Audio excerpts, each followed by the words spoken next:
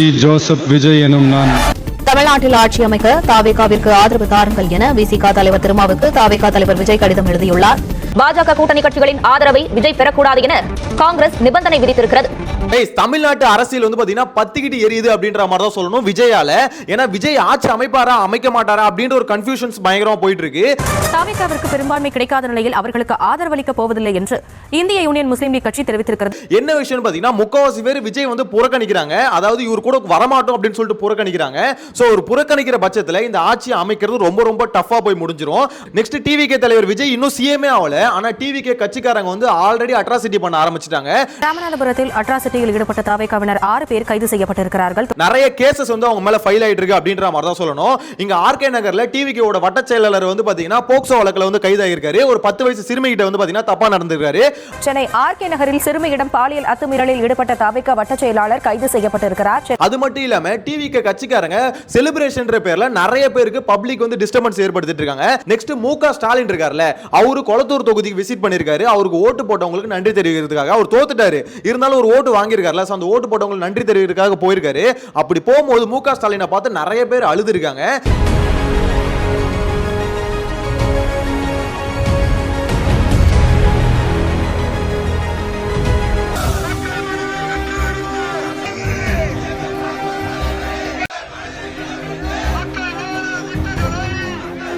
So இது மட்டும் இல்லாம சீமான் வந்து விஜய்க்கு வந்து வாழ்த்துக்கள் தெரிவிச்சிருக்காரு.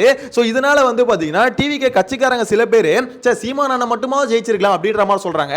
தம்பி விஜய் தலைமையில் பொறுப்பேற்க உள்ள தாவேகா புதிய அரசுக்கு வாழ்த்துகள் என்று சீமான் சொல்லியிருக்கிறார். விஜய் ஆட்சி அமைக்கிறதுக்காக ஆளுநருக்கு வந்து லெட்டர் அமைச்சிருக்காரு இமெயில்ல. சோ அதுல வந்து பாத்தீங்கன்னா ஆளுநர் ரிப்ளை கொடுத்திருக்காரு. 35% ஓட்டு மட்டும் வச்சிருந்தா பத்தாது, 118 எம்எல்ஏக்களும் உங்ககிட்ட இருக்கணும். சோ நீங்க அது வந்து பெரும்பான்மையை நிரூபிக்கணும். முதல்ல அது ரெடி பண்ணிட்டு சொல்லுங்க, உங்களுக்கு டைம் லிமிட் நான் செட் பண்ண போறேன் அப்படின்ற மாதிரி சொல்லிருக்காங்க. சோ அப்படி இருக்கும்போது ரொம்ப ரொம்ப காம்ப்ளிகேட்டடா போயிட்டு இருக்கு. சோ இதெல்லாம் என்ன மேட்டர் அப்படின்றத டீடைலா பார்க்கலாம். சேனலை ஃபர்ஸ்ட் டைம் பாத்தீங்கன்னா சப்ஸ்கிரைப் பண்ணிட்டு வீடியோ லைக் பண்ணி வச்சுக்கோங்க. ஒன் பை ஒன்னா பார்த்தலாமா? ஃபர்ஸ்ட் ஆஃப் ஆல் விஜய் இப்ப ஆட்சி அமைக்க முடியுமா அமைக்க முடியாதா அப்படின்றது பெரிய கேள்விக்குறியா போயிட்டு இருக்கு. ஜோசப் விஜய் எனும் நான். ஏன் பாத்தீங்கன்னா ஆளுநர் கிளியரா சொல்லிட்டாரு, 118 எம்எல்ஏக்கள் வேணும், பெரும்பான்மை நிரூபிக்கணும், அது ரெடி பண்ற வேலையை பாருங்க, உங்களுக்கு நான் டைம் லிமிட் கூட செட் பண்ணலாம் அப்படின்ற மாதிரியும் சொல்லியிருக்காரு. சோ இது ரொம்ப ரொம்ப காம்ப்ளிகேட்டா போயிட்டு இருக்கு. ஏன் பாத்தீங்கன்னா 118 இவர்கிட்ட வரதுக்கு இப்ப வாய்ப்பு இருக்கானா ரொம்ப ரொம்ப டஃபா போயிட்டு இருக்கு அப்படின்ற மாதிரி தான் சொல்லணும். ஏன்னா காங்கிரஸ் வந்து பாத்தீங்கன்னா விஜய் கூட வரதுக்கு ரெடி ஆயிட்டாங்க, ஆல்மோஸ்ட் வரதுக்கு ரெடி ஆயிட்டாங்க. திமுக வந்து காங்கிரஸ் துரோகினே சொல்லிட்டாங்க. காங்கிரஸ் கட்சி முதுகில் குத்துபவர்கள் என்றும் கரெக்டா சந்தர்ப்ப சூழ்நிலை பார்த்து ஆப்போசிட்டிங்க ஓடுறியா நீனு அப்படின்ற மாதிரி கேள்வி கேட்டுக்கிட்டு இருக்காங்க. இந்த இடத்துல காங்கிரஸ் வந்து விஜய் கூட போய்டும் அப்படின்றதுல எந்த மாற்று கருத்து இல்ல. பட் காங்கிரஸ் வந்து பாத்தீங்கன்னா நிறைய கண்டிஷன்ஸ் போட்டுருக்கு. அதாவது நாங்க உள்ள வர மாதிரி இருந்தா பிஜேபியோட அலையன்ஸ்ல இருக்குல்ல அந்த கட்சி எதுவும் நீ கூட கூடாது அப்படின்ற மாதிரி கண்டிஷன்ஸையும் போட்டிருக்காங்க. அது ரொம்ப ரொம்ப காம்ப்ளிகேட்டான விஷயம் அப்படின்ற மாதிரி தான் சொல்லணும். அது மட்டும் இல்லாம அதிகாரத்துல எங்களுக்கு பங்கும் வேணும் அப்படின்ற மாதிரி கேட்டிருக்காங்க. சோ இது வந்து பாத்தீங்கன்னா கண்டிப்பா நிறைய கட்சிகள் வந்து எதிர்ப்பாங்க. குறிப்பா நாம் தமிழர் கட்சியில பயங்கரமா எதிர்க்கும். காங்கிரஸுக்கு அமைச்சர்கள் அது அதிகாரத்துல பங்கு கொடுத்தா கண்டிப்பா கம்பல்சரி எதிர்ப்பாங்க. ஏன்னா தமிழர்களை மொத்தமா 2 லட்சம் பேரை கொண்டு குவிச்ச ஒரு கட்சி, அந்த கட்சி வந்து தமிழ்நாட்டில் கூப்பிட்டு அவங்களை வந்து நீ கூட்டணிக்கு கூப்பிட்டா கூட ஓகே, ஆனா அவங்களுக்கு அதிகாரத்திலேயே நீ பங்கு கொடுக்குறனா, அமைச்சர் பதவி நீ கொடுக்குறனா அது ரொம்ப பெரிய தப்பு அப்படின்ற மாதிரி கண்டிப்பா பாத்தீங்கன்னா எல்லாம் கண்டன குரல் வந்து கண்டிப்பா எழுப்புவாங்க. சீமான்லாம் கண்டிப்பா கத்துக்கத்துன்னு கத்துவாரு. அந்த மேட்டரும் இப்ப கொடுத்தாங்கன்னா கண்டிப்பா அதுக்கு வந்து எதிர் விளைவுகளும் இருக்கதான் செய்யும் அப்படின்ற மாதிரி சொல்லணும். நெக்ஸ்ட் அதை விட முக்கியமான விஷயம், இப்ப காங்கிரஸே வந்தாலும் அவங்க கிட்ட எவ்வளவு இருக்கு, வெறும் 5 எம்எல்ஏ தான் இருக்கு. சோ அப்படின்னும் போது இப்ப விஜய் என்ன பண்ணிருக்காரு, சிபிஐக்கும் வந்து லெட்டர் அமைச்சிருக்காரு, இமெயில் அமைச்சிருக்காரு. கம்யூனிஸ்ட் நீங்களும் வாங்க, 2 சீட் இருக்கு அவங்க கிட்ட, சோ நீங்களும் வாங்க அப்படின்ற மாதிரி கூப்பிட்டுருக்காங்க. சோ இவங்க வந்து பாத்தீங்கன்னா ஆல்ரெடி போற மாதிரி இருக்காங்களா அப்படின்னு பார்க்கும்போது விசிகாவும் சரி கம்யூனிஸ்டும் சரி ஒரு மாதிரி டபுள் மைண்டடாவே இருந்துட்டு இருக்காங்க. மேக்ஸிமம் போக மாட்டாங்களோ அப்படின்ற மாதிரி தான் தோணுது. 2 எம்எல்ஏக்கள் உள்ள இந்திய கம்யூனிஸ்ட் கட்சியை கூட்டணிக்கு வருமாறு கடிதம் அனுப்பியிருக்கிறது தாவேகா.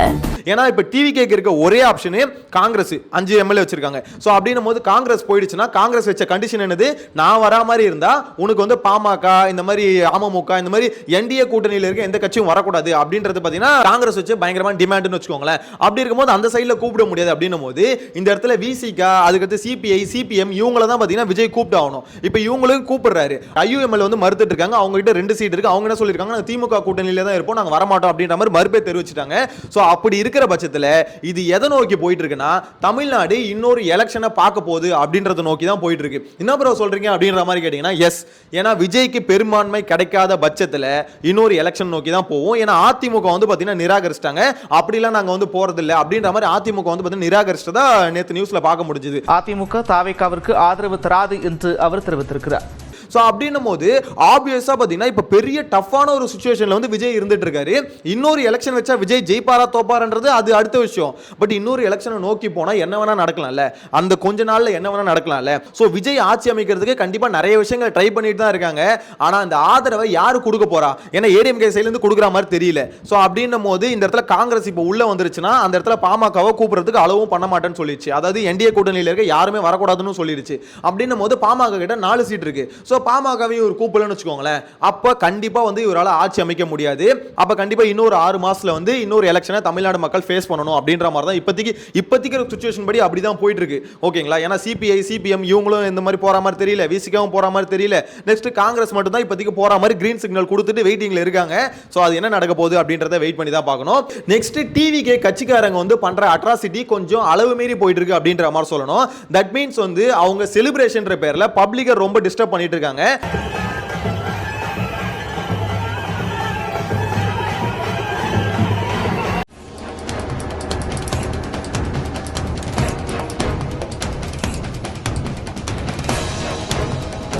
ஸோ அது வந்து ரொம்ப ரொம்ப தப்பான விஷயம். நேற்று வீடியோல சொல்லியிருந்தேன், செலிப்ரேஷன் பேர்ல போற வர பப்ளிக் வந்து டிஸ்டர்ப் பண்ணிட்டு இருக்காங்க அப்படின்ற மாதிரி. அது ஒரு கட்டத்துக்கு மேல போய் ராமநாதபுரத்தில் வந்து பாத்தீங்கன்னா ஒரு பஸ் ஸ்டாண்ட்ல வந்து ஒரு கார்ல டிவிகே தொண்டர்கள் வந்து பயங்கரமா அட்ராசிட்டி பண்ணி அங்க இருக்க பப்ளிக் வந்து பாத்தீங்கன்னா பயமுறுத்திட்டு இருந்தாங்க. அவங்க 6 பேரையுமே பாத்தீங்கன்னா போலீஸ் வந்து இப்ப அரெஸ்ட் பண்ணிருக்கு. ராமநாதபுரத்தில் அட்ராசிட்டியில் ஈடுபட்ட தாவேகாவினர் 6 பேர் கைது செய்யப்பட்டிருக்கிறார்கள். நெக்ஸ்ட் டிவிகே மேல பயங்கரமான ஒரு குற்றச்சாட்டு என்னன்னா, பெண்களுக்கு பாதுகாப்பு கொடுப்போம்னு சொல்லிட்டு இந்த கட்சி உள்ள வந்தது. அவங்க கட்சியோட வட்ட செயலாளர் வந்து பாத்தீங்கன்னா 10 வயசு சிறுமிக்கு வந்து பாலியல் தொந்தரவு கொடுத்திருக்காரு. இப்போ அவர் அரெஸ்ட் பண்ணிருக்காங்க.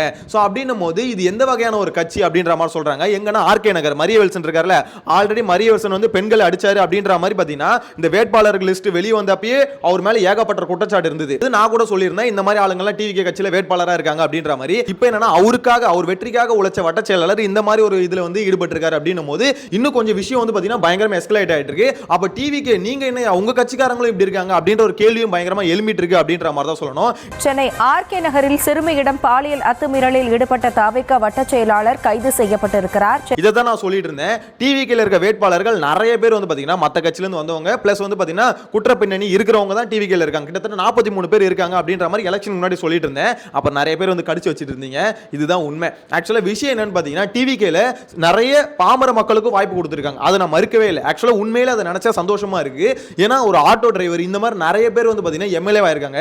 இதெல்லாம் கனவுலயே நடக்காத ஒரு விஷயம். அது நடந்திருக்கு. தட் மீன்ஸ் வந்து பாத்தீங்கன்னா இந்த திராவிட கட்சிகள்ல நடக்காத ஒரு விஷயம். அதை வந்து பாத்தீங்கன்னா விஜய் பண்ணிருக்காரு. ஆனா இன்னொரு சைடுல அப்படியே ஏடிஎம்கே டிஎம்கே மாதிரி வேட்பாளர்களை நிப்பாட்டி இருக்காங்க. அதனால தான் சொல்றது டிவிகே வந்து பாத்தீங்கன்னா முழுசா அக்செப்ட் பண்ணவும் முடியல, முழுசா வந்து அடிச்சு துரத்தவும் முடியல. அப்படிப்பட்ட சிச்சுவேஷன் தான் மக்கள் வந்து பாத்தீங்கன்னா ஒரு டிசிஷன் எடுத்து ஓகே ஒரு ட்ரையல் ஒன்று கொடுத்துருவோம்னு சொல்லிட்டு தான் இப்போ ஓட்டு போட்டிருக்காங்க. ஆனா இப்போ ஆட்சிக்கு இன்னும் வரவே இல்லை, விஜய் பதவி ஏற்கவே இல்லை. அதுக்குள்ள இவ்வளவு அட்ராசிட்டிஸ் நடக்குது அப்படின்னும் போது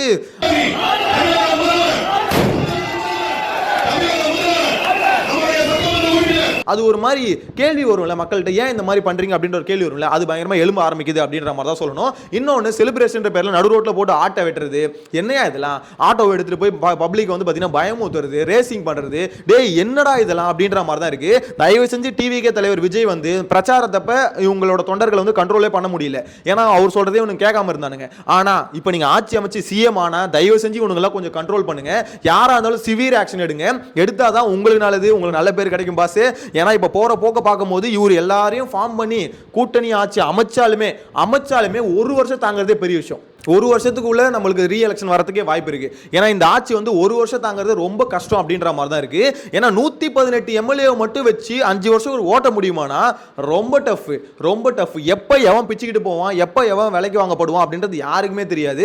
ஸோ ரொம்ப கஷ்டம். முதல்ல இப்போ 118 வரதே டஃப்னு வச்சுக்கோங்களேன். அப்படி இருக்கும் பட்சத்தில் கிடைச்சாலுமே ஆட்சி அமைச்சாலுமே ஒரு வருஷம் போறதே கஷ்டம். ஸோ இந்த ஒரு வருஷத்துக்குள்ள விஜய்க்கு இருக்க பெரிய விஷயம் என்னன்னா, அவர் சொன்ன இலவசங்கள் எல்லாத்தையும் நிறைவேற்றணும். இப்பயே கேட்க ஆரம்பிச்சிட்டாங்க, நீங்க சொன்னது எல்லாத்தையும் நிறைவேற்றுவீங்களா அப்படின்ற மாதிரி ஆதவ அர்ஜுனாட்ட கேக்குறாங்க, நீங்க சொன்ன திட்டங்கள் எல்லாம் எப்ப நிறைவேற்றீங்கன்னு கேக்குறாங்க. அவர்கிட்ட ஒரு கேள்வி கேட்டா அவரு நம்மள அசர வைக்கிற மாதிரி ஒரு பதில் சொல்லிட்டு போறாரு. கேள்விக்கான பதில் இல்ல, ஏதோ ஒரு பதில வந்து அவர் சொல்லிட்டு போயிட்டு இருக்காரு. கொடுத்த வாக்குறுதிகள் எல்லாம் விரைவில் செய்வீங்களா இல்ல 2-3 ஆண்டுகளுக்கு பிறகு செய்ய திட்டமா? நாங்க ஆரம்பத்திலேயே சொன்னோம், கொளத்தூர்லயே திரு மு க ஸ்டாலின் அவர்கள் தோப்பாருன்னு நான் சொல்லியிருந்தோம். கொளத்தூர் பிரச்சாரத்தில் சொல்லியிருந்தோம். ஐயா ஆதவ அர்ஜுனா, நீங்க எம்எல்ஏயா என்ன எப்படி பேசிட்டு போயிட்டு இருக்கீங்க அப்படின்ற மாதிரி தான் இருக்கு. என்ன நடக்க போகுதுன்னே தெரியல. தமிழ்நாடு பாலிடிக்ஸ் வந்து பாத்தீங்கன்னா ஒரு பயங்கரமான இடியாப்ப சிக்கல்ல மாட்டிக்கிட்டு இருக்கு அப்படின்ற மாதிரி தான் சொல்லணும். இதுல இருந்து எப்படி ஒரு நார்மல் சிச்சுவேஷன் தமிழ்நாடு பாலிடிக்ஸ்ல வரப்போகுது அப்படின்றதே ஒரு ஆச்சரியமா இருக்கு. வெயிட் பண்ணி பார்க்கலாம். எதுவாக இருந்தாலும் இன்னொரு 1 வீக்ல வந்து எல்லாமே கிளியர் ஆயிடும். ஏன்னா ஆளுநர் அதுக்கு மேல டைம் கொடுக்க மாட்டாரு. அவங்க தான் மோஸ்ட்லி பாத்தீங்கன்னா ஒரு 14 நாள் டைம் கொடுப்பாங்கன்னு வச்சுக்கோங்களேன். சோ ஆல்ரெடி சொல்லியிருக்காரு டைம் லிமிட் நான் செட் பண்ணுவேன் அப்படின்ற மாதிரி சொல்லியிருக்காரு. அது ஒரு ரொம்ப இம்பார்ட்டன்டான விஷயம். ஏன்னா விஜய் அந்த டைம் லிமிட்டுக்குள்ள அவர் பெரும்பான்மை நிரூபிக்கணும். அப்படி முடியல அப்படின்னா ஏன்னா ரொம்ப நாள் வெயிட் பண்ண மாட்டாங்க. சோ அப்படி முடியல அப்படின்ற பட்சத்தில் அவ்வளவுதான். நெக்ஸ்ட் வந்து பாத்தீங்கன்னா டிஎம்கே கூப்பிட்டு கேட்பாங்க, நீங்க ஆட்சி அமைக்கிறீங்களான்னு. டிஎம்கே வந்து பாத்தீங்கன்னா இல்ல எங்ககிட்டயும் முடியாது அப்படின்னு சொல்லிடுச்சுன்னா ஜனாதிபதி ஆட்சி வந்து இம்ப்ளிமெண்ட் ஆயிடும். 6 மாசத்துல எலெக்ஷனும் வந்துடும். சோ இதுதான் நடக்க போதா அப்படின்றது தெரியல. பட் நடக்கிறதுக்கான வாய்ப்பு அதிகமா இருக்கு அப்படின்றது மட்டும் கிளியரா தெரியுது. ஏன்னா இந்த இடத்துல காங்கிரஸ் வச்ச கண்டிஷன் அந்த மாதிரி, நான் உள்ள வந்தா என்டி அலையன்ஸ்ல இருக்கவங்க யாருமே உள்ள வரக்கூடாது அப்படின்ற கண்டிஷன் பயங்கரமான கண்டிஷன் அப்படின்ற மாதிரி தான் சொல்லணும். வந்து பாத்தீங்கன்னா டிஎம்கே வந்து என்னதான் எல்லாருமே தோக்கணும்னு நினைச்சிருந்தாலுமே மு க ஸ்டாலின் தோத்தது, கொளத்தூர் தொகுதியில் தோத்தது வந்து பாத்தீங்கன்னா டிஎம்கே காரங்க நிறைய பேரால ஏத்துக்கவே முடியல. எனக்குமே சரி, ஆக்சுவலா டிஎம்கேன்ற ஒரு கட்சி ஆட்சிக்கு வரக்கூடாது, ஏடிஎம்கேன்ற கட்சி ஆட்சிக்கு வரக்கூடாது, இந்த 2 திராவிட கட்சிகளும் ஒழியணும் அப்படின்ற மாதிரி தான் நானும் நினைச்சேன். பல வீடியோல அதை சொல்லியிருக்கேன் நான், கரெக்ட்டுங்களா? ஆனா இந்த இடத்துல மு க ஸ்டாலின் கொளத்தூர் தொகுதி எப்படி பாத்துக்கிட்டாரு அப்படின்னு பாத்தீங்கன்னா உண்மையிலேயே அந்த மனுஷன் நல்லா பாத்துக்கிட்டாருங்க. நான் ஒருத்தரையும் கொளத்தூர் தொகுதிக்கு போகும்போதும் சரி, அந்த பக்கம் போகும்போதும் சரி, ஒரே ஒரு விஷயம் தான் ஃபீல் பண்ணுவேன். இன்னும் இந்த ஆளு இந்த தொகுதியை மட்டும் நல்லா வச்சுக்கிறாயா, அப்ப நம்ம தொகுதியில ஏன் இவ்வளவு நாசமா போகுது அப்படின்ற மாதிரி, அதாவது நம்மளுக்கு வந்து ஒரு வெறி வரும். ஏன் இப்படி, அப்ப அவர் நிக்கிற தொகுதியில மட்டும் தான் மக்கள் இருக்காங்களா அப்படின்ற வெறி வரும். ஏன்னா அவ்வளவு ஸ்கீம்ஸ் வந்து அங்க வந்து எடுத்துட்டு வந்து வச்சிட்டு இருந்தாரு கொளத்தூர் தொகுதியில. சோ அப்படி அவ்வளவு விஷயம் பண்ண கொளத்தூர் தொகுதியில வந்து அவரை தோக்கடிச்சிட்டாங்களேன்னு சொல்லிட்டு டிஎம்கேயோட கட்சிக்காரங்க எல்லாம் பாத்தீங்கன்னா நேத்து அவரை பார்க்கும்போது அழுகுறாங்க. ஆக்சுவலா நன்றி தெரிவிக்க வந்தாரு, பயங்கரமா கதறி கதறி அழுகுறாங்க அப்படின்ற மாதிரி தான் சொல்லணும்.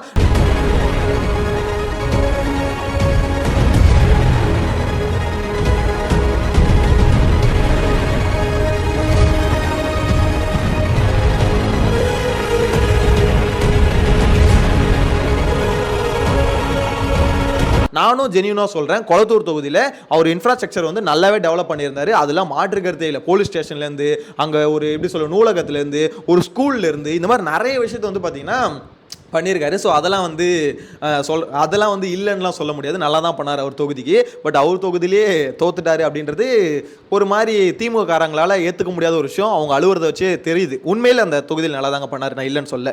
ஆனால் ஓவராலாக வந்து டிஎம்கே மேலே இருந்த ஒரு எதிர்ப்பு, ஓவராலாக வந்து பார்த்தீங்கன்னா மக்களோட வாழ்வாதாரத்தை மேம்படுத்தலைன்ற ஒரு எதிர்ப்பு பார்த்தீங்கன்னா அவர் கொளத்தூர் தொகுதியிலையும் இம்பாக்ட் வந்து கிரியேட் பண்ணிச்சு. அதனால தான் ஒரு தோல்வியை சந்திச்சார் அப்படின்ற மாதிரி தான் சொல்ல தோணுது. நெக்ஸ்ட் வந்து பார்த்தீங்கன்னா சீமான் வந்து விஜய்க்கு வந்து வாழ்த்துக்களை தெரிவிச்சிருக்காரு. இந்த மாதிரி ஆட்சி அமைக்க போகும் தம்பி விஜய்க்கு வந்து வாழ்த்துக்கள் அப்படின்ற மாதிரி சொல்லியிருக்காரு. ஸோ இதுக்கு வந்து பார்த்தீங்கன்னா டிவிகே சைட்லேருந்து இந்த மனுஷனாவும் ஜெயிச்சிருக்கலாம்ப்பா அப்படின்ற மாதிரி நிறைய பேர் வந்து சொல்லிட்டு இருக்காங்க. இப்போ என்டிகே சைட்லேருந்து நிறைய பேர் சொல்லிட்டு இருக்குது என்னன்னா, இந்த மாதிரி நாங்கள் வந்து எதிர்க்கட்சியாக திருப்பி செயல்படுவோம். நாங்கள் வந்து இதுக்கு முன்னாடி போன 5 வருஷத்துலையும் பார்த்தீங்கன்னா எதிர்க்கட்சியாக இருந்தது என்டிகே தான். அந்த இடத்துல ஏடிஎம்கே வந்து பார்த்தீங்கன்னா சட்டசபைக்குள்ளே போனாலும் வாயை போத்திக்கிட்டு தான் இருக்கும். இந்த இடத்துல நாம் தமிழர் கட்சி மட்டும்தான் எதிர்க்கட்சியாக வந்து எல்லா போராட்ட காலத்திலையும் நின்ன ஒரு மனுஷனா சீமான் தான். தமிழ்நாட்டில் லாஸ்ட் 5 வருஷத்துல நடந்த எல்லா போராட்டத்திலையும் பார்த்தீங்கன்னா சீமான் இருந்திருக்காரு. எல்லா மக்களுக்காகவும் போய் நின்று. சோ ப்ராப்பர் எதிர்க்கட்சியா அங்க செயல்பட்டதே அங்க நாம் தமிழர் கட்சி தான், திமுகக்கு அகைன்ஸ்டா. ஆனா அது வந்து பாத்தீங்கன்னா நிறைய மக்களுக்கு புரியல. ஆனா நாங்க விட மாட்டோம். இதுக்கப்புறமும் அதே எதிர்க்கட்சியோட இன்னும் வீரியத்தோட நாங்க செயல்படுவோம். விஜய் நல்லது பண்ணா நாங்க பாராட்டுவோம், விஜய் கெட்டது பண்ணார்னா அது எதுக்குற மொத கட்சியா நாம் தமிழர் கட்சி தான் இருக்கும். திமுக அகைன்ஸ்டா எப்படி நின்னமோ அதே மாதிரி தான் நாம் தமிழர் கட்சி இங்க டிவிகே அகைன்ஸ்டாவும் நிற்கும். எனக்கு ஒண்ணு இல்லை ராஜா, என் பிறவி பையனை நான் செஞ்சுட்டு இருக்கேன். நான் பிறந்துட்டு உங்க கூட என் கடமை செய்யறேன். இன்னைக்கு மரணிச்சாலும் நிம்மதியா மரணிப்பேன். ஏன்னா நான் கடைசி வரை மனச்சான்றதுக்கு நேர்மையா உழைச்சிட்டேன். என் மரணம் என்னை வலிக்காது, என்னை உறுத்தாது. என் தலைவன் எனக்கு இட்ட கட்டளை நான் சரியா செஞ்சிருப்பேன். சமரசமே இல்லை. அவன்கிட்ட போய் 10 சீட்டை வாங்குறது, நான் ஒரு பெட்டி வாங்குறது, கொட்டி போட்டா போறது, போடலைன்னா. மக்களுக்கு தேவை வந்து நீங்க என்ன பேசினாலும் சரி, என்ன கருத்தியல் வச்சாலும் சரி, இங்க இருந்து இந்த எலெக்ஷன்ல இருந்து நாம் தமிழர் கட்சி புரிஞ்சுக்க வேண்டிய விஷயம் என்னன்னா, அவங்கள போய் ரீச் ஆகல. மக்களுக்கு நீங்க சொல்ற கருத்துக்கள் வந்து ரீச் ஆகல. அதை ரீச் பண்றதுக்கு என்ன பண்ணணும்? மீடியா அட்டென்ஷன் வந்து பாத்தீங்கன்னா வரணும். இங்க மீடியா அட்டென்ஷன் இல்லாம நாம் தமிழர் கட்சியால ஒண்ணுமே பண்ண முடியாது. மீடியா அட்டென்ஷன் வர்றதுக்கு என்ன பண்ணணும் அப்படின்றத நாம் தமிழர் கட்சி பார்க்கணும். ஏன்னா மீடியா வந்து பாத்தீங்கன்னா சீமான் பேசுறதையும் மத்த அவங்க கட்சிக்காரங்க இருக்கும் பேசுறதையும் காமிக்கிறது இல்லை. இப்ப விஜய்க்கு இருந்த மீடியா அட்டென்ஷன் வந்து பாத்தீங்கன்னா ஏடிஎம்கே டிஎம்கே விட ரொம்ப அதிகம். அதுக்காக பணம் செலவு செலவு பண்ணாங்க, இல்லைன்னு சொல்ல. பட் இருந்தாலும் இந்த இடத்துல பணம் இல்லைனாலுமே அது எப்படி கொண்டு வரலாம் அப்படின்றத இவங்க பார்த்தே ஆகணும். அந்த அளவுக்கு இல்லைனாலும் அதுல பாதியாவது மீடியா அட்டென்ஷனை கொண்டு வந்தாகணும். ஏன்னா இவர் என்ன பேசுறாருன்னே தெரியாம ஒன்லி இவர் மேல இருக்க நெகட்டிவ் நரேட்டிவ் மட்டுமே இப்ப மக்கள் பார்த்துக்கிட்டே இருந்தா, இவர் திட்டுறாருப்பா, இவர் கோவப்படுறாருப்பா, இவர் கத்துவாருப்பா அப்படின்ற மாதிரி ஒரு நரேட்டிவ் வந்து மக்கள்கிட்ட இருக்கு. ஏன்னா இவர் பேசுறது வந்து என்ன பேசுறாருன்னு தெரியல. அவர் திட்டுறது, கத்துறது, அவரோட எப்படி சொல்றது மீம் டெம்ப்ளேட், இது மட்டும் தான் பாத்தீங்கன்னா மக்கள் பாக்குறாங்க. அதாவது இந்த ஜெனரேஷன் நிறைய பேர் வந்து இதை மட்டும் தான் பாக்குறாங்க. அதனால அவர் ஏற்படுத்துற இம்பாக்ட் என்னன்னு அவங்களுக்கு தெரியல. சோ அதை கொண்டு வரதுக்கு சோஷியல் மீடியாலயும் சரி, மீடியா அட்டென்ஷனையும் எப்படி கொண்டு வரணும் அப்படின்றத நாம் தமிழர் கட்சி அந்த நாம் தமிழர் கட்சி நெக்ஸ்ட் எலெக்ஷன்ல அதை நோக்கி பயணிக்கணும் அப்படின்ற மாதிரி தான் என்ன பொறுத்தவரைக்கும் சொல்ல தோணுது. சோ உங்களோட கருத்து எல்லாத்தையும் மறக்காம கமெண்ட்ல மென்ஷன் பண்ணுங்க. அதே மாதிரி டிவிகே கட்சிக்காரங்க இருக்காங்களா, இந்த போக்சோ வழக்குல கைதாகி இருக்காருல இன்னைக்கு வட செயலர் ஆகட்டும், அதே மாதிரி கட்சியோட தொண்டர்கள் வந்து இது மாதிரி அட்ராசிட்டியில் ஈடுபட்டு இருக்காங்களா, இதை பார்க்கும்போது உங்களுக்கு என்ன தோணுது? எனக்கு என்ன தெரியுமா தோணுது, கண்டிப்பா இது டிஎம்கே பண்ற ஒரு பாலிடிக்ஸ் மாதிரியே இருக்கு. ஆக்சுவலா டிஎம்கேவை நம்ம எதை வச்சு குறை சொல்லிட்டு இருந்தோம், இந்த மாதிரி வந்து பாத்தீங்கன்னா பாலியல் குற்ற வழக்குகள் இருக்கு, அவங்க கட்சிக்காரங்க மேலேயே இருக்குது அப்படின்ற மாதிரி சொல்லிட்டு இருந்தோம். அதே தானே இங்கே இருக்கு. அதே மாதிரி டிஎம்கே கட்சிக்காரங்க வந்து அராஜகம் பண்ணுவாங்க அப்படின்ற மாதிரி ஒரு பெருசா ஒரு குற்றச்சாட்டு வந்து அவங்க மேல இருக்கா, அதே தானே இங்கேயும் இருக்கு. இது பேர் என்னது? ரோட்ல ஆட்டோ போட்டு வெட்டுறது என்ன, பப்ளிக் டிஸ்டர்ப் பண்றது என்ன, பப்ளிக் நியூசன்ஸ் கிரியேட் பண்றது என்ன, இது பேர் என்னது? இதுவும் அராஜகம் தானே. இதுல எங்கடா மாற்றம்? அதுதானே எல்லாரும் கேட்கறாங்க. இதுல என்ன மாற்றம்? இந்த இடத்துல எனக்கு வேற பெரிய கேள்வியே இதுதான். ஆக்சுவலா இப்போ வரைக்கும் விஜய் ஒன்றும் பதவி ஏற்கல, ஓகேங்களா. ஆனா இதை பண்றது எல்லாம் யாரு? டிவிகே கட்சிக்காரங்க தான், டிவிகே கட்சியை சார்ந்தவங்க தான். ஸோ இந்த மாதிரி ஒரு விஷயம் நடந்துகிட்டு இருக்கு. பட் விஜய் பதவி ஏற்றதுக்கு அப்புறம் இது ஆக்ஷன் எடுப்பார்னு நம்பிக்கை இருக்கு. ஓப்பனா சொல்லனா இது மேல ஆக்ஷன் எடுப்பார்னு நம்புறோம். எடுத்தா அவர் வந்து பார்த்தீங்கன்னா நீடிச்சு நிற்பாரு. இல்லை ஆக்ஷன்லாம் எதுவும் எடுக்காம இந்த ஏடிஎம்கே டிஎம்கே மாதிரி பார்த்தீங்கன்னா அவங்க கட்சிக்காரங்க என்ன பண்ணாலும் சரி, கட்சி தொண்டர்கள் என்ன பண்ணாலும் சரி, எல்லாத்துக்கும் சப்போர்ட்டிவா அவர் நின்னார்னா கண்டிப்பா சொல்றேன், விஜய் அடுத்த ஒரு வருஷத்துல ஆட்சி கலைக்கப்பட்டா திருப்பி ஆட்சிக்கு வர்றது ரொம்ப கஷ்டமா போயிடும். ஸோ பயங்கரமான காம்ப்ளிகேட்டான ஒரு சுச்சுவேஷன்ல தமிழ்நாடு அரசியல் இருக்கு. அடுத்த ஒரு வருஷம் இந்த ஆட்சி நிக்குமா அப்படின்றது கேள்வி இருக்கு. ஃபர்ஸ்ட் ஆஃப் ஆல் இந்த ஆட்சி அமையுமா அப்படின்றது ஒரு பெரிய கேள்வியா இருக்கு. ஸோ இதுக்கு வந்து எந்தெந்த கட்சிலாம் ஆதரவு கொடுக்க போகுதுன்னே தெரியல. இவங்க ஆதரவு கொடுத்தாதான் உண்டு, ஆதரவு கொடுக்கலனா ரொம்ப காம்ப்ளிகேட்டா போய் முடிஞ்சிடும் அப்படின்ற மாதிரி தான் சொல்ல தோணுது. ஓவரால் உங்களோட கருத்துக்களை மறக்காம கமெண்ட்ல மென்ஷன் பண்ணுங்க. நெக்ஸ்ட் வீடியோல மீட் பண்ணலாம். Tata, bye by.